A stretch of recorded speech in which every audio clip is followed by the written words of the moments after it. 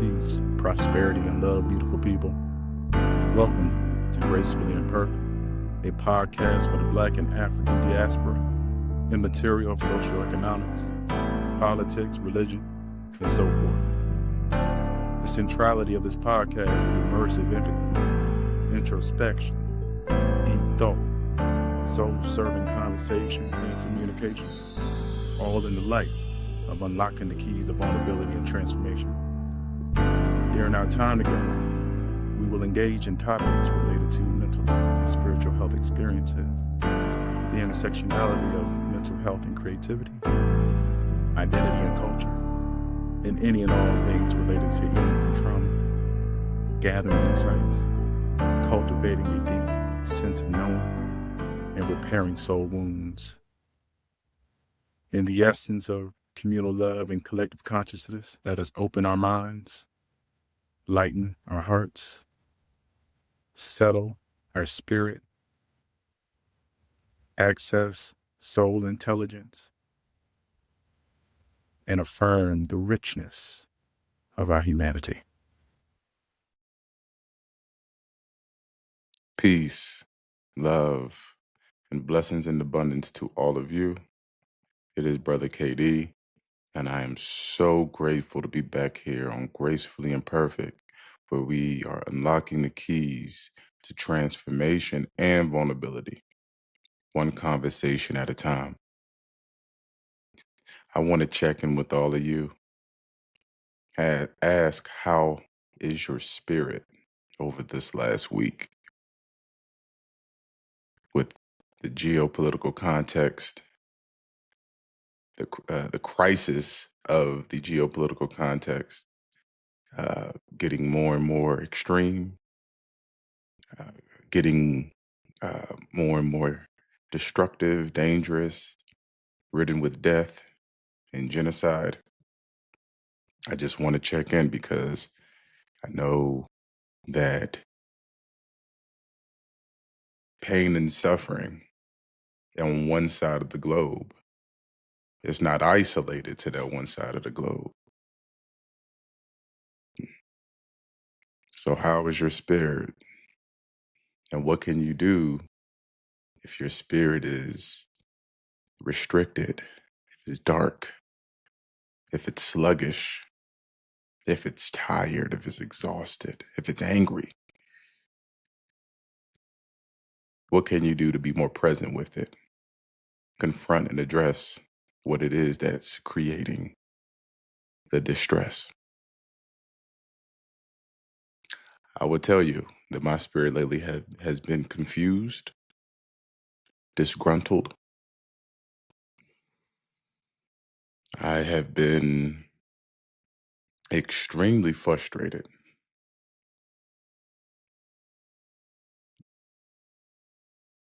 And what I've been doing is really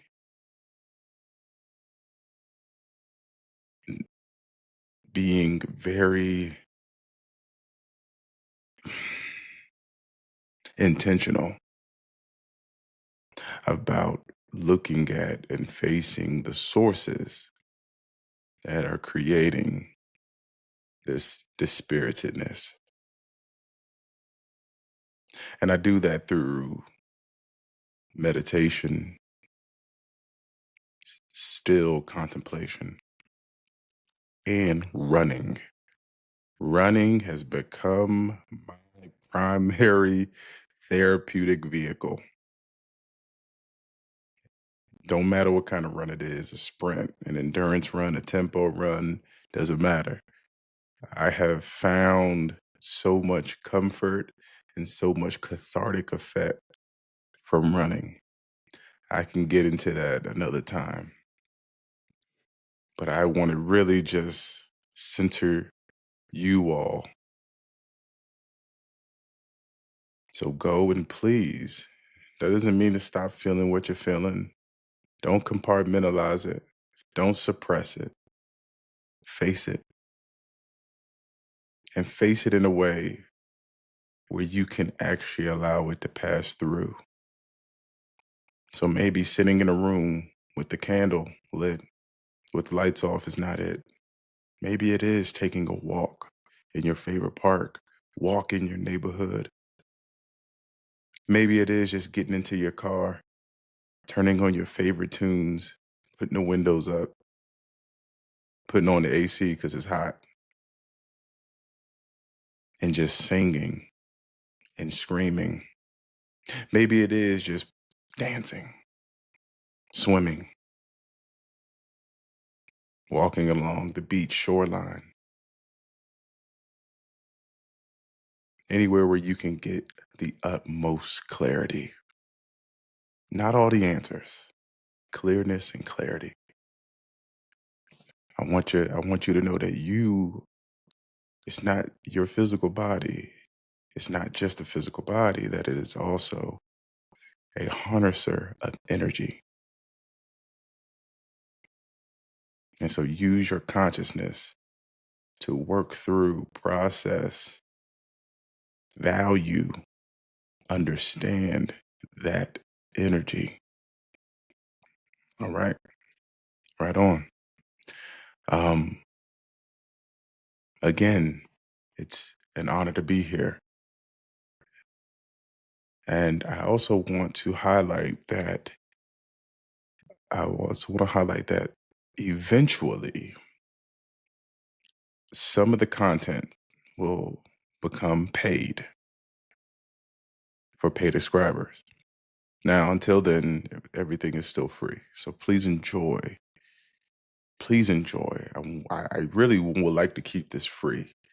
And so I ask in the spirit of uh, Umoja, unity, and um, Ujama to really share this work. Subscribe to it, write reviews on it on Apple, on Spotify. Um, Connect with me on LinkedIn. Send emails to the DM.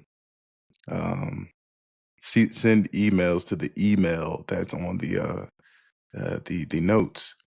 The more interaction, the more immersive activity, the more that it can see that this is actually touching and impacting and creating value in other people's lives. I'm able to modify and adjust as appropriately. So let me know. Please show your love to Gracefully Imperfect, the podcast for liberation, healing, transformation, and vulnerability. Um, Last episode, so much things to say, part two. And essentially, I had a lot of things to say. And I really hope that you check that out. And if you have not, I will add that in the show notes as well. So please go watch part one and part two. So much things to say. Today, I want to take a different. I want to take a different approach because I've been using this term for a while now. Liberation social work, and I don't think that I have uh, concisely um, really delved or expounded upon what it is and how it came to be. And so I wanted to take this time with you all to really illuminate the origins of liberation social work, because that is the perspective, the framework, the lens that I, through which I study, through I research, that I practice, that I conceptualize, that I analyze, that I evaluate. That is my particular way of doing the healing work of humanity. And so I think it's very important that I need to really um, create some understanding and awareness about this. So you too, if this fits and resonates, you too could also become more oriented to liberation social work. And it all starts when I was in the social work program and learning about social work theory, social work um, uh, frameworks, social work perspectives, social work concepts, etc. I was completely unsatisfied. Really, I was. Social work as an applied science, I mean, it is a practice-based science, is that it what it does is that it does a lot of bringing together and connecting the dots and aligning context with other knowledge systems in order to support the social justice and therapeutic care, advocacy, etc., of other people. Social work, in respect to the education, does not offer the space, opportunity, or the intellectual and cultural capacity for you to develop your own way of knowing, your own way of seeing and viewing nature and humanity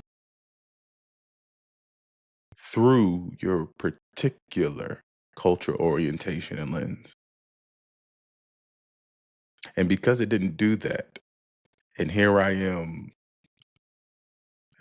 deeply encouraged to pull from all these other people who've created these frameworks and these theories and these therapeutic modalities. I was A, unimpressed. B, I was deeply demotivated. And three, I had a hunger for more creative control.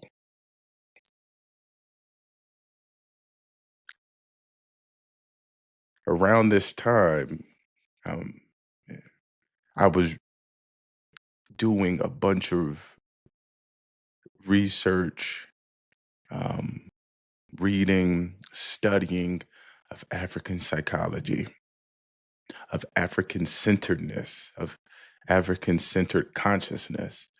And those those concepts really highlighted the creative ingenuity of Black African scholars. And that's how I wanted to emulate the practice of doing the whole social work thing by being self-determining in how I approach and how I express and how I value social work. In essence, I did not want to do social work the traditional mainstream way that is constantly that's constantly in demand through various marketplaces, whether that is through the school system, healthcare, um, mental health care, and social services, etc. And so liberation, like liberation, I really grabbed onto that while I was reading Dr. Wade Nobles, Dr. Naeem Akbar, Dr. Amos Wilson, um, Dr. Marimba Ani. Oh my goodness, there's just so many that I really, I really was inspired by because they all speak about the survival thrust of African people. And the survival thrust of African people is not merely just to survive, but it's also to flourish, to thrive, to be fuller humans to revolutionize thought, culture, creation. That's the survival thrust. That is the essence of peoplehood, of human beingness. And so when I started picking up on these different fundamental ideas from those scholars that I named plus more, I began to start looking at social work very critical, from a very critical lens and saying, okay, what if I am dissatisfied and unhappy about the current modes and modalities of social work? How can I be of service and create something that is more affirming, that is in respect to dignity and humanity, and really is truly a revolutionary, um, and supports a revolutionary process.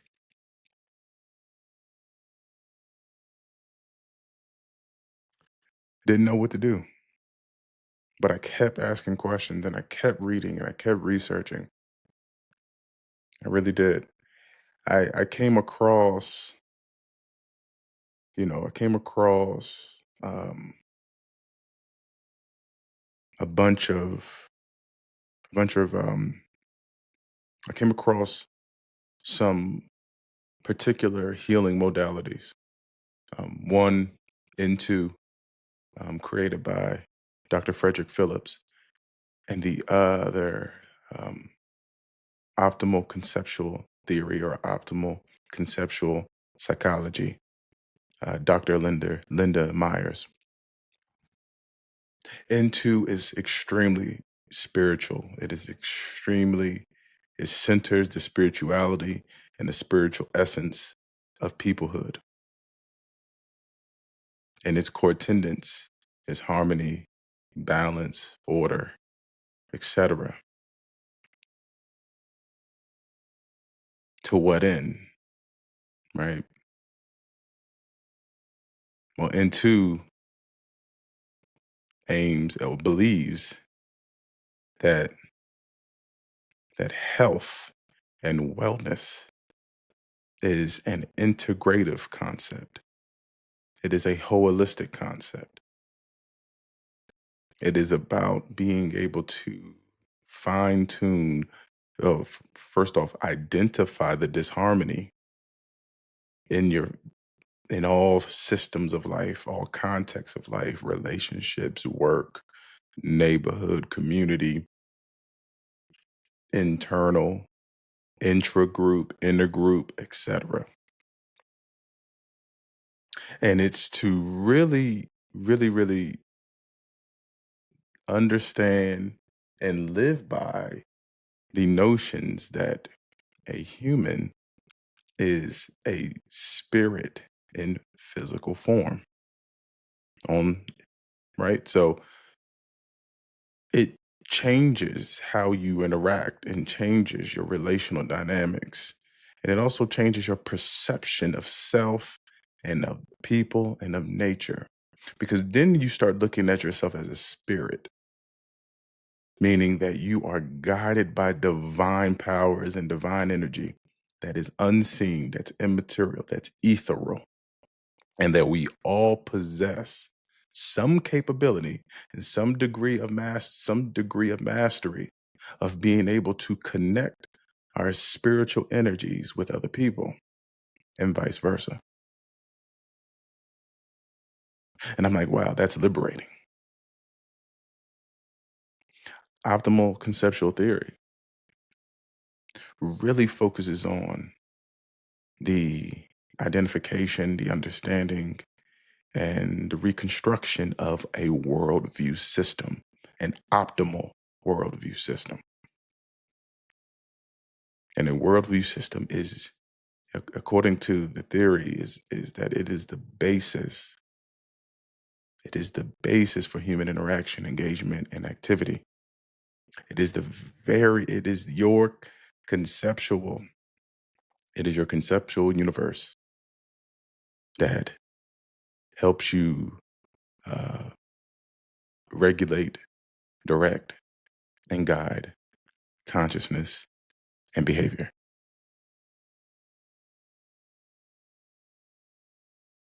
So the more that your worldview is optimal, meaning that it is completely that it's healthy, that it's more natural, that it's not infringed upon um, by any other people or any other group of people, that it's rooted in culture and tradition and ancestral knowledge and wisdom.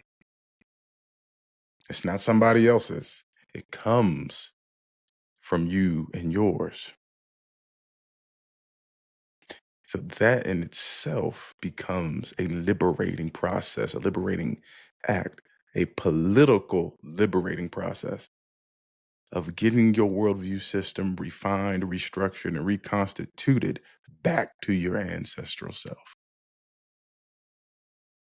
to your ancestral people.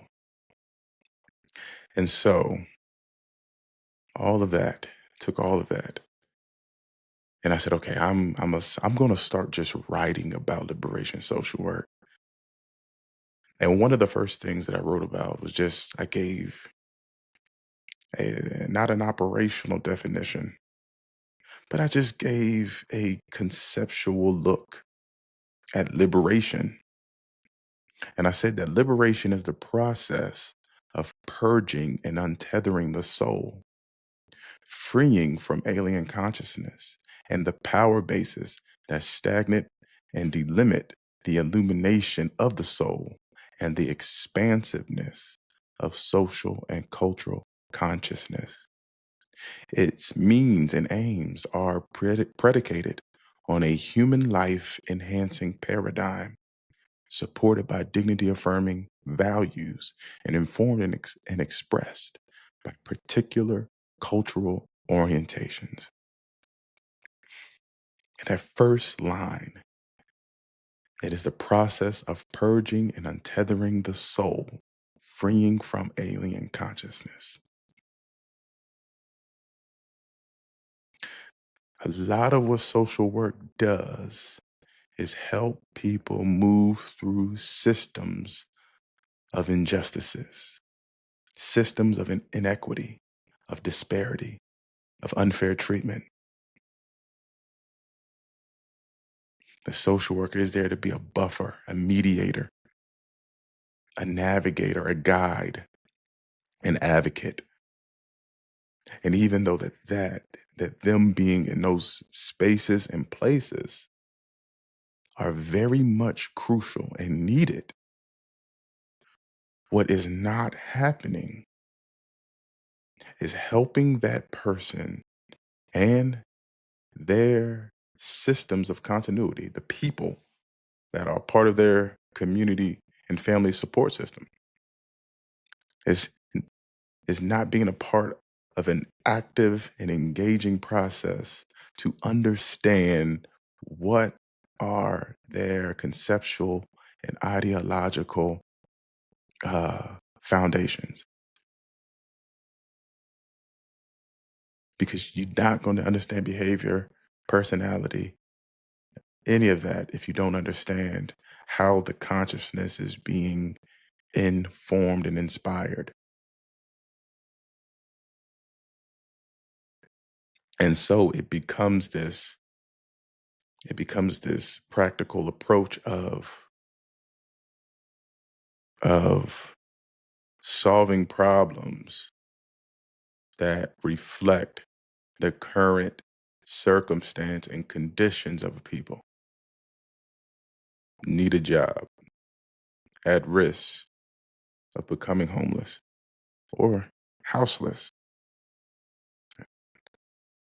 don't have medical insurance, need medical care for various uh, maladies and ailments, emotionally and psychologically disturbed and distressed, academic challenges, right? Challenges with being a refugee, an immigrant, political asylum seeker, etc. Policy, laws, and legislation. These are the various things that various uh, ways that social work shows up, but does not show up in a way where we are helping people become more more uh, more naturally aligned with a consciousness that will give them total control, total healthy control over their actions and their behaviors, their personality, and their cultural expressions. It is the process of purging and untethering the soul. Your soul is with you. It is divine, it's ethereal, it's infinite. Your soul should not only be worshiped and praised and honored upon physical death.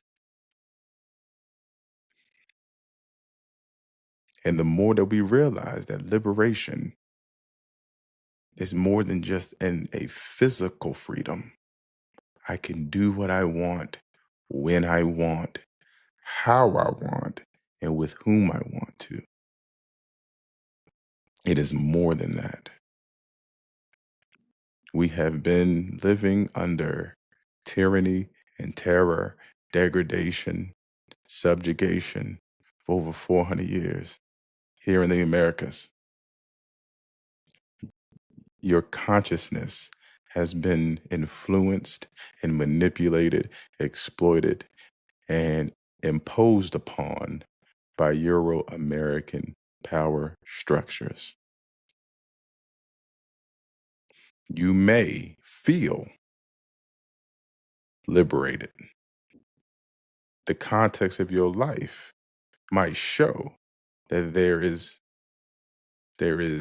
freedom of maneuver and movement, and that you have a you have degrees, various degrees of privilege and power. But I always like to look at what is inspiring, informing, and guiding your actions, your behavior, your expressions, your communications, and what are the contents to your conceptual and ideological universe,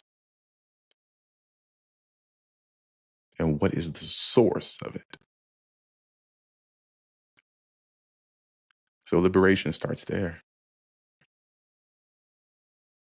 Ideological and conceptual freedom in a nutshell. I want to leave you all with another thing that just really resonates with my spirit and soul and illuminates the vital importance of family wellness and family health.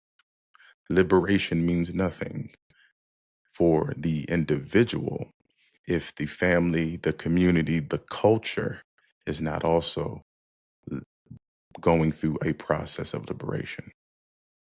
Because the existence of life is not individual existence, it's peoplehood, it's human beingness, it is community based. And this right here from this stellar scholar will kind of illuminate more of what I'm saying. And this is by Wade Nobles. I read this book like 3 weeks ago. It's phenomenal. The family, which includes the living, the dead, and those yet to be born, is the center. The family or peoplehood is the center of existence. For African people, our peoplehood thusly becomes the source of our human definition. That is our life force here on the physical plane. And yes, we all come from family systems disrupted, dysregulated, disorganized by the global system of white supremacy, white racism, etc. That's where we need to start. It may not be your blood. Maybe your blood relatives, your blood family are completely toxic, or traumatogenic, and it's very chaotic being in and around them. Maybe it is your other chosen family, who are not blood related that this is referring to. All right. The family is not just your relatives. It's also your kin network. All right. It's also your surrogate family. African families has always been more than just mommy, daddy, children, grandma, grandpa. It's always been more than that. So the fundamental basis of our liberation is rooted in the family wellness and the family health, the family relational dynamics. Your individual liberation flows from that. And it also informs and inspires it. I want to continue this origins of liberation social work. I can't wait for us to jump back into it. This is Brother KD, and this is Gracefully Imperfect, where we unlock the keys to transformation and vulnerability, one conversation at a time. I hope you feel lighter. I hope you feel seen. Hope you feel understood and valued. And I truly, truly hope that through these times that you are becoming more and more aligned and integrated with your spirit and with your consciousness. Peace, love, the revolutionary kind, and blessings. Talk to you all soon.